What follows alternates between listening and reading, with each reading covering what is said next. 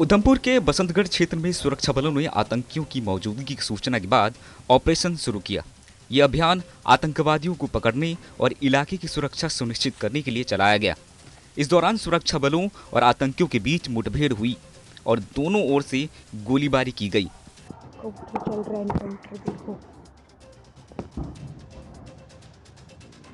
सुरक्षा बलों ने पूरे क्षेत्र को घेर लिया है और इलाके में सघन तलाशी अभियान चल रहा है।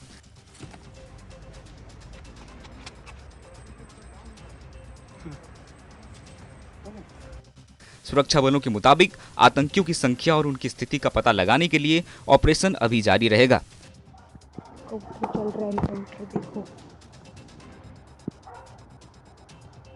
प्रशासन और सुरक्षा बलों ने लोगों से सहयोग की अपील की है।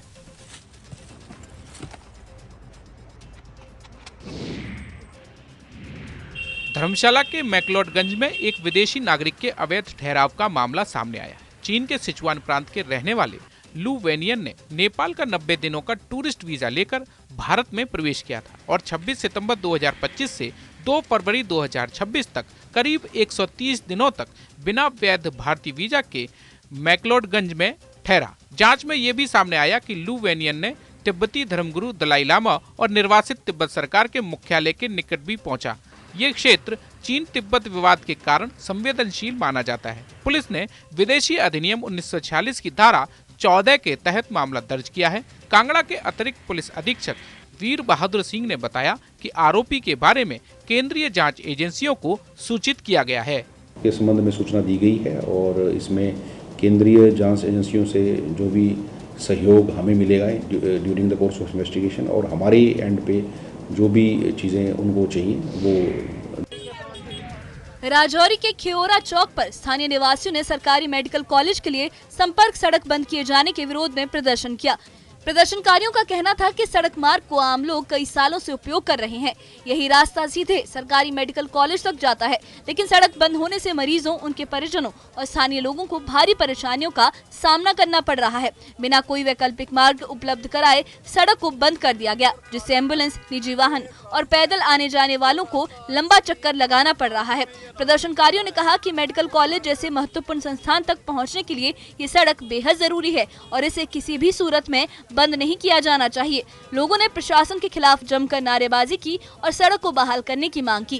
करीब 1 घंटे तक चले इस विरोध प्रदर्शन के कारण यातायात प्रभावित रहा। नायब तहसीलदार ने स्थानीय लोगों को आश्वासन दिया कि उनकी समस्या को गंभीरता से लिया जाएगा। इतने पैसे खर्चे, घर बनाए, सब कुछ बनिया, इधर तो इधर रह रहे हैं हम, तो हमें रास्ता नहीं, तो हम कहाँ से जाएं? अमेरिका और ईरान के बीच बढ़ती अंतर्राष्ट्रीय तनातनी के बीच गुलमर्ग में ईरान के सर्वोच्च नेता अयातुल्ला सैयद अली खामनेई के समर्थन में प्रदर्शन किया गया। बर्फबारी के बीच बड़ी संख्या में युवा अयातुल्ला सैयद अली खामनेई की तस्वीरें हाथ में लिए नजर आए।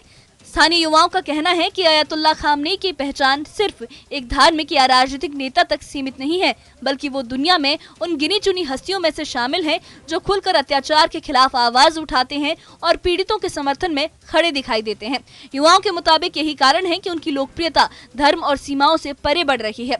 युवाओं ने बताया कि वो उनकी सादगी, साहस और स्पष्ट विचारधारा से प्रभावित हैं। इस समर्थन से स्पष्ट हुआ कि वैश्विक राजनीति के बीच कुछ शख्सियत ऐसी भी हैं जो अपने विचारों और रुख के कारण अंतर्राष्ट्रीय स्तर पर चर्चा में बने रहते हैं और अलग अलग देश और समाज में लोगों को प्रभावित कर रहे हैं। पुलवामा पुलिस ने अवैध खनन के खिलाफ अपनी कार्रवाई जारी रखी है और अंबियारा नाला, लस्सीपोरा और लिटर क्षेत्रों में रूटीन चेकिंग के दौरान एक LNT मशीन और 3 डंपर जब्त किए। चेकिंग के दौरान पुलिस को पता चला कि ये मशीन और डंपर अवैध खनन और खनिजों के अवैध परिवहन में इस्तेमाल किए जा रहे थे। ऐसे में पुलिस ने तुरंत कार्रवाई करते हुए सभी वाहनों को सीज कर लिया। इस सिलसिले में पुलिस स्टेशन लिटर में एक मामला भी दर्ज किया गया है। आरोपियों की पहचान और खनन को लेकर पुलिस की टीम जाँच में जुटी है। पुलिस ने आम लोगों से अपील की है कि अवैध खनन के परिवहन की सूचना तुरंत पुलिस को दें ताकि ऐसी गतिविधियों पर कड़ी निगरानी रखी जा सके। बिलासपुर शहर में कानून व्यवस्था को चुनौती देने वाला एक नया मामला सामने आया। यहाँ मामूली कहासुनी के बाद आरोपी हमलावर ने तलवार लहराकर जानलेवा हमला करने की कोशिश की। इससे पूरे इलाके में दहशत का माहौल बन गया। मामला बिलासपुर की पुरानी तहसील के पास का है।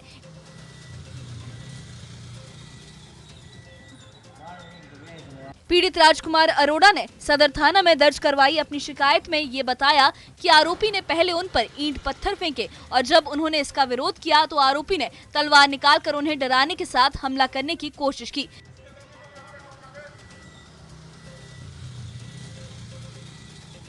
वहीं जिला पुलिस अधीक्षक संदीप धवल ने बताया कि आरोपी के खिलाफ आर्म्स एक्ट के तहत मामला दर्ज किया गया है। पुलिस मामले की गहन जांच कर रही है और आरोपी के खिलाफ नियमानुसार सख्त कार्रवाई की जा रही है।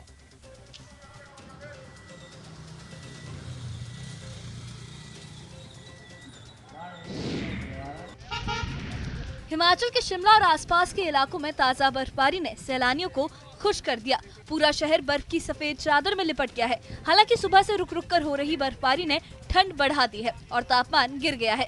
मौसम विभाग के मुताबिक पश्चिमी विक्षोभ के सक्रिय होने के चलते बर्फबारी और बारिश का सिलसिला बना रहेगा। प्रशासन ने लोगों और पर्यटकों को सतर्क रहने की सलाह दी है, लेकिन शिमला पहुंचे पर्यटकों के चेहरों पर खुशी साफ नजर आ रही है। ताजा बर्फबारी के बीच पर्यटक मॉल रोड और रिज मैदान में बर्फ का आनंद लेते दिखे और तस्वीरें खिंचवाते, वीडियो बनाते नजर आए। पर्यटकों का कहना है कि वो सिर्फ घूमने आए थे, लेकिन अचानक हुई बर्फबारी ने उनकी यात्रा को यादगार बना दिया। दोस्त है मेरा, इसको लेके आए दोस्त। अच्छा, तो शिमला में अच्छा लग रहा है? बहुत बढ़िया, एकदम बड़ा मजा आ रहा है। बढ़िया स्नोफॉल हो रही है। मतलब अच्छा। आज हमारा कोई प्लान नहीं था, मन नहीं था ऐसा कि नहीं वहाँ पे बारिश पड़ेगी, ये होगा, लेकिन हम आए तो काफ़ी ज़्यादा अंदर से हैप्पी हैं। मतलब बढ़िया लग रहा है, बढ़िया स्नोफॉल हो गया, मौसम भी बढ़िया हो। दुनिया की दूसरी सबसे ठंडी आबादी वाले इलाके लद्दाख के द्रास में केबीएस ग्राउंड पर 7 दिवसीय स्नो स्कीइंग ट्रेनिंग प्रोग्राम का समापन समारोह हुआ। कड़ी ठंड के बावजूद लोगों ने पूरे जोश के साथ इस समारोह में हिस्सा लिया। समारोह में सेना के अधिकारी, ब्लॉक मेडिकल ऑफिसर और जोनल एजुकेशनल प्लानिंग ऑफिसर शामिल हुए और उन्होंने प्रतिभागियों को उनके उत्कृष्ट प्रदर्शन, अनुशासन और प्रशिक्षण में मेहनत के लिए प्रमाण पत्र और पुरस्कार वितरित किए। एथलीट्स ने विंटर स्पोर्ट में लगातार भाग लेने की अपील की गई। साथ ही प्रशासन से द्रास में खेल गतिविधियों को बढ़ावा देने पर जोर दिया गया। समारोह का समापन आयोजकों, प्रशिक्षकों और सहयोगी एजेंसियों के प्रति आभार व्यक्त करते हुए हुआ।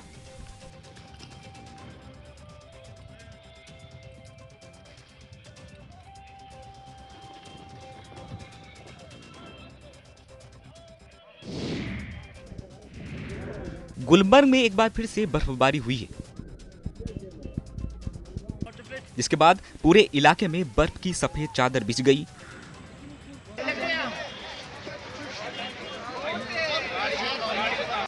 ताजा बर्फबारी देखकर पर्यटकों में खुशी की लहर दौड़ गई। कई पर्यटकों ने कहा कि बर्फबारी का आनंद लेने के लिए उन्होंने गुलमर्ग का रुख किया था और उनका ये सपना पूरा हुआ।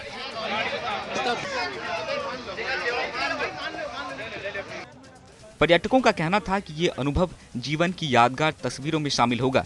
मौसम विज्ञान केंद्र ने पहले से ही गुलमर्ग और आसपास के हल्की बर्फबारी की संभावना जताई थी और पर्यटकों को सुरक्षा नियमों का पालन करने की सलाह दी थी।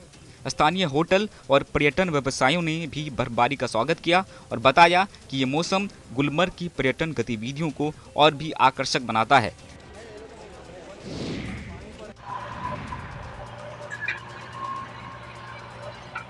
रामबन में एक बार फिर से मौसम ने करवट बदली है।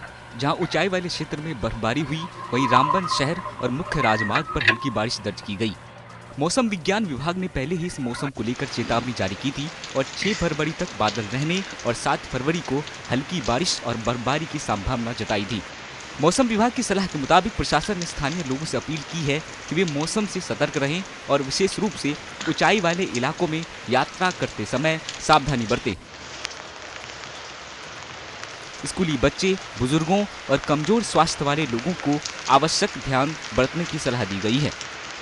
वहीं सड़क परिवहन विभाग ने राजमार्ग पर सतर्कता बरतने और बर्फबारी बारिश के दौरान ड्राइविंग करते समय वाहनों की गति धीमी रखने के निर्देश दिए हैं। कुपवाड़ा के पहाड़ी क्षेत्रों में आने वाले 24 घंटे में भूस्खलन और हिमस्खलन के खतरे की चेतावनी जारी की गई है। मौसम विज्ञान विभाग ने चेतावनी जारी करते हुए बताया कि अगले 24 घंटे में कुपवाड़ा के ऊंचाई क्षेत्रों में हिमस्खलन और बर्फ के गिरने की भारी संभावना है। ऐसे में प्रशासन और लोगों को सतर्कता बरतने की सलाह दी गई है। लोगों से गैर जरूरी यात्रा से बचने और जोखिम वाले पहाड़ी क्षेत्रों में जाने से परहेज करने की सलाह दी गई है। मौसम विभाग ने बताया कि भारी हिमपात और अचानक तापमान में बदलाव के कारण पहाड़ी क्षेत्रों में बर्फ और चट्टानों के गिरने की आशंका अधिक रहती है।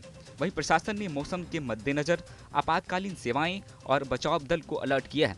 पर्यटकों को भी अपनी आवश्यकता के अनुसार यात्रा की योजना पहले से बनाने और मौसम अपडेट लगातार देखने की सलाह दी गई है।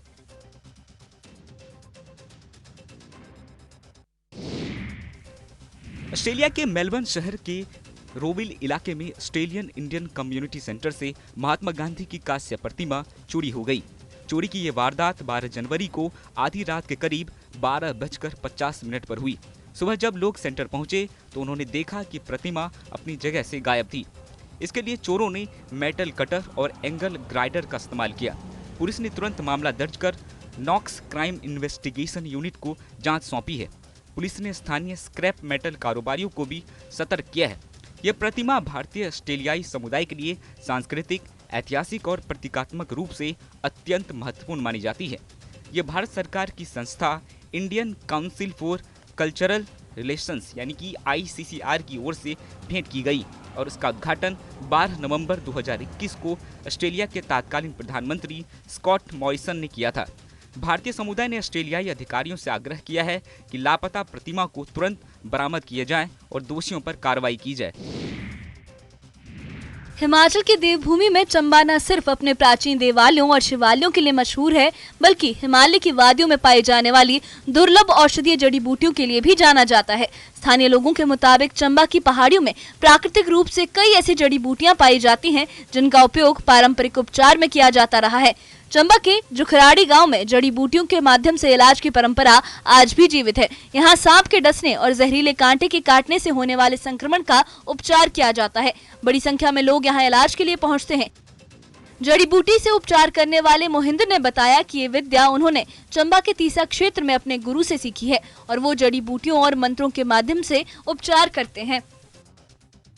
जब भी किसी माता बहनों को जोड़ में दर्द होता है तो इन पत्तों को थोड़ा सा गर्म करके आग की आंच पर और थोड़ा तेल लगा के रात को इसे अपने उसमें शरीर के पार्ट पर बांधो और सुबह को थोड़ा जो है तेल वगैरह करो, मालिश करो और इस पत्ते को ऊपर से बांध कर लगा दो। ये भी जोड़ों को दर्द में राहत मिलेगी।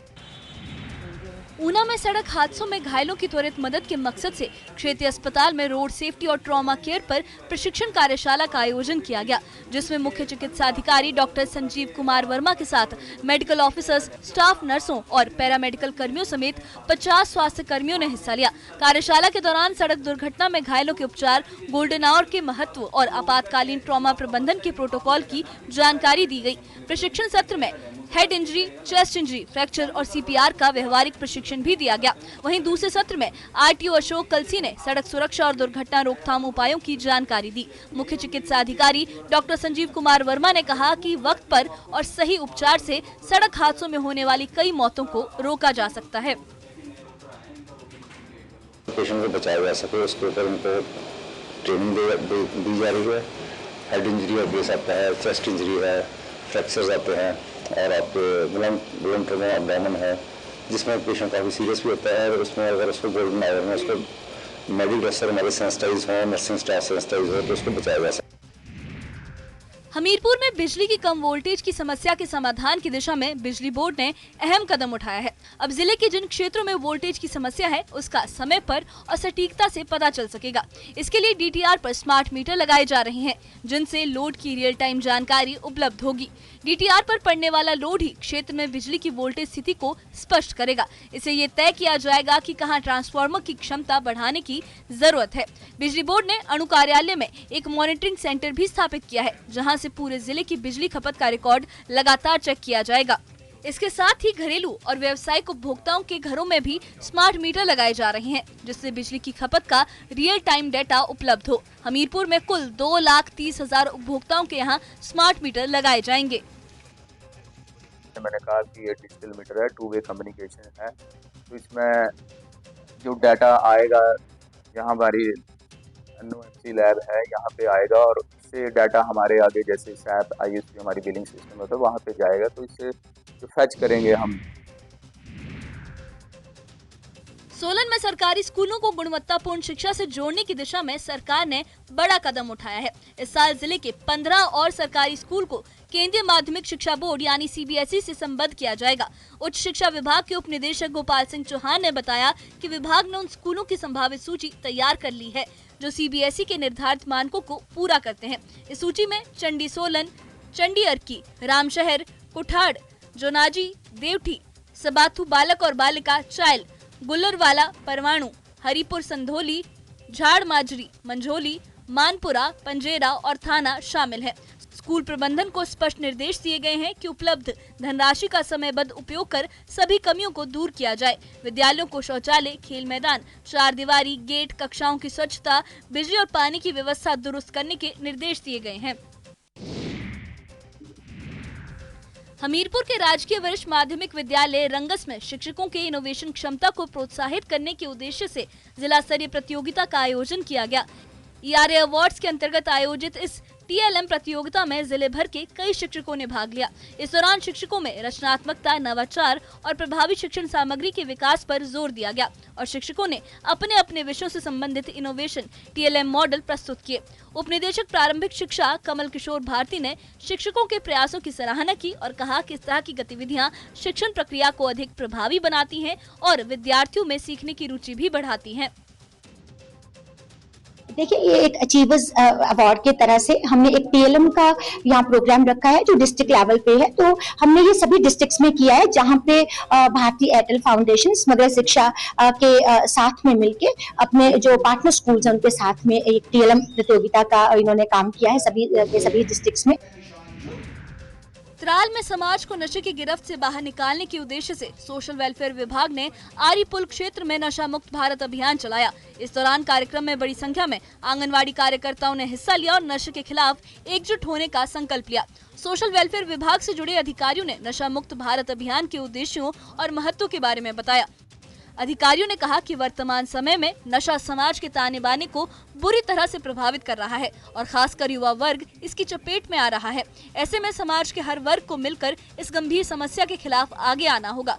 आंगनवाड़ी कार्यकर्ताओं से अपील है कि वो अपने अपने क्षेत्रों में जाकर लोगों को नशे के दुष्परिणामों के बारे में जागरूक करें और युवाओं को सही दिशा देने में सक्रिय भूमिका निभाएं। कार्यक्रम के अंत में सभी लोगों ने नशा मुक्त भारत की शपथ ली और समाज को इस बुराई से मुक्त कराने के लिए मिलकर काम करने का संदेश दिया। आज हमने एक बड़े पैमाने पे इस प्रोग्राम का इनेकाद किया था। मकसद ये था कि बहुत ज़्यादा अवेयरनेस हो और ट्रेनिंग इनको थोड़ी बहुत मिले। बडगाम के बीरवाहा मार्केट में सड़क सुरक्षा और ट्रैफिक सुचारू बनाए रखने के उद्देश्य से एक विशेष अभियान चलाया गया। इस अभियान का मकसद व्यस्त मार्केट और सड़क क्षेत्रों में वाहनों की अनुचित पार्किंग को रोकना रहा। ट्रैफिक पुलिस, बीरवाहा नगर समिति और सिविल डिफेंस डिवीजन ने संयुक्त रूप से अभियान चलाया और अभियान के दौरान कई ऐसे वाहन पाए गए जो ट्रैफिक नियमों का उल्लंघन कर पार्क किए गए थे। इन वाहनों के चालान भी किए गए। अभियान के दौरान नायब तहसीलदार अब्दुल्ला कयूम अहंकर समेत कई प्रशासनिक अधिकारी मौजूद रहे। अधिकारियों ने वाहन मालिकों से अपील की कि वो ट्रैफिक नियमों का कड़ाई से पालन करें और गैर जरूरी पार्किंग से बचें। साथ ही चेतावनी दी कि भविष्य में भी ऐसे अभियान जारी रहेंगे और नियम तोड़ने वालों के खिलाफ सख्त कार्रवाई की जाएगी। तो ये आगे भी चलेगी। इसे ये चीज़ है कि जो सोसाइटी में है अवेयरनेस पैदा हो जाए। तो माइनर स्कूटर चलाते हैं विदाउट हेलमेट्स, विदाउट लाइसेंस या दूसरे जो कवानीन है ट्रैफिक के, उनकी जो खिलाफ वर्जी है तो उसको रोकने। जम्मू के सिविल सचिवालय परिसर में बुआ दाती का प्राचीन मंदिर अपनी अद्भुत मान्यताओं और चमत्कारों के लिए विख्यात है। ये मंदिर लगभग 600 से 700 साल पुराना है और स्थानीय लोगों का विश्वास है कि बुआ दाती इसी स्थान पर सती हुई थी। मंदिर का माहौल इतना शांत और दिव्य है कि यहाँ आने वाले श्रद्धालु अपनी सभी परेशानी और उलझनों को भूलकर सुकून का अनुभव करते हैं। मंदिर में बुआ दाती की मूर्तियों के साथ भगवान शिव, हनुमान जी और अन्य देवी देवताओं की प्रतिमाएं भी स्थापित हैं। सिविल सचिवालय में काम करने वाले कई कर्मचारी इस मंदिर में 27 से 35 सालों से नियमित रूप से मत्था टेक रहे हैं। उनका कहना है कि उनकी सभी मनोकामनाएं माता बुआ दाती की कृपा से पूरी हुई हैं। मंदिर में हर हफ्ते भंडारे का आयोजन भी किया जाता है। मंदिर के मुख्य पुजारी के मुताबिक आज तक अनगिनत लोगों की नौकरियां, शादियां और अन्य कार्य माता बुआ दाती की कृपा से पूरे हुए हैं। हालांकि सुरक्षा के कारणों से सिविल सचिवालय परिसर में हर कोई प्रवेश नहीं कर सकता, लेकिन अनुमति लेने पर कोई भी श्रद्धालु इस प्राचीन मंदिर में दर्शन कर सकता है। जम्मू कश्मीर के मुख्यमंत्री उमर अब्दुल्ला ने Jammu Kashmir road transport corporation की नई बसों को धार्मिक स्थलों के लिए हरी झंडी दिखाकर रवाना किया। इस अवसर पर मुख्यमंत्री ने कहा कि इस योजना में हर धर्म के लोगों को शामिल किया गया है। उन्होंने बताया कि जम्मू कश्मीर में केवल एक धार्मिक स्थल शहादरा शरीफ है, जबकि अन्य सभी तीर्थ स्थल राज्य के बाहर स्थित हैं। ऐसे में लोगों की मांग को ध्यान में रखते हुए यह व्यवस्था की गई है। नई बसों के आने से JKRTC की सेवाओं में सुधार होगा और भविष्य में ई बसों को भी शामिल किया जाएगा। इस पहल का उद्देश्य राज्य में सड़कों और परिवहन के माध्यम से तीर्थयात्रियों और आम जनता को बेहतर सुविधाएं उपलब्ध कराना है। जो ई बसेज, लॉन्ग डिस्टेंस बसें, नई बसें, इन सब का है। जैसे जैसे अब इन सर्विसेज से हमें उम्मीद है कि RTC को अच्छा खासा एक रेवेन्यू मिलेगा। उस रेवेन्यू को अगर हम ठीक तरह से इस्तेमाल करें, कोई मुश्किल नहीं है फिर इनको गाड़ियां जो हैं नई गाड़ी। लेह के गंगलेस गांव में आयोजित आइस क्लाइंबिंग फेस्टिवल इस बार पर्यटकों और स्थानीय लोगों को खूब पसंद आया। लद्दाख आइस क्लाइंबिंग फेस्टिवल का यह 7वां संस्करण रहा। इस फेस्टिवल का मकसद पिघलते ग्लेशियर्स के प्रति जागरूकता फैलाना, युवा वर्ग को पॉजिटिव एक्टिविटीज़ में लाना और लद्दाख में शीतकालीन पर्यटन को बढ़ावा देना रहा। कार्यक्रम में लद्दाख के पर्यटन और सांस्कृतिक प्रशासन सचिव संजीत रॉड्रिक्स ने हिस्सा लिया। उन्होंने इस साल चादर ट्रैक शुरू न हो पाने पर चिंता जताई और बताया कि जंस्कार नदी पर बर्फ की परत पूरी तरह जम नहीं पाने के कारण ट्रैक सुरक्षित नहीं हो सका है। इस फेस्टिवल के जरिए पर्यटकों को लद्दाख के अनोखे साहसिक खेल का अनुभव मिला। This year we could not meet the safety requirements, so maybe next year definitely it's